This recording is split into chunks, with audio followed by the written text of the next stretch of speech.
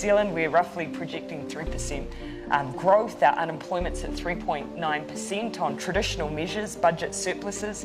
People would look at us and go, you're doing okay. But we have homelessness at staggering rates, one of the highest rates of youth suicide in the OECD. Our mental health and well-being is not what it should be. So our plan is through the well-being work that we're doing, a living standards framework, and our well-being budget, where if you're a minister, you want to spend money, you have to prove that you are going to improve intergenerational well-being. We are hoping to embed in actually what the public is asking us for, to address the societal well-being of our nation, not just our economic well-being.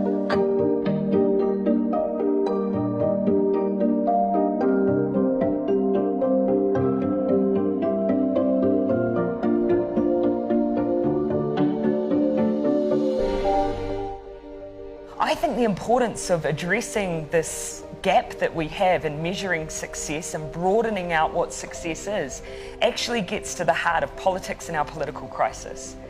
Now, if you are a person sitting at home and post the GFC, hear a politician stand up and say, well, according to what's happening to GDP, we are now in recovery phase, which many politicians did at various points in the cycle, and yet you're sitting there saying, I don't feel that, my situation is not improving, then that means that you have a disconnect and you have that increase in that lack of trust in your institutions and your democracy. And I really think that we've got a number in our political environment now of issues that are becoming proxies for a distrust in institutions delivering for people. So what's one way that we can address that issue?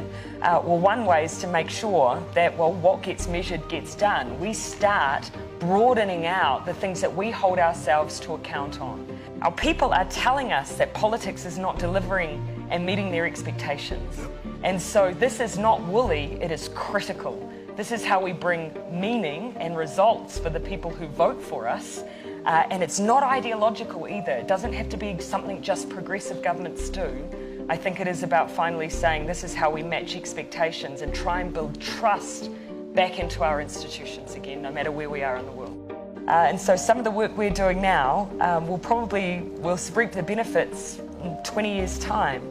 But if you start looking at a lens of politics through what we like to use, kindness, empathy, well-being, then actually it doesn't matter what happens just in a political cycle. It matters what happens over decades.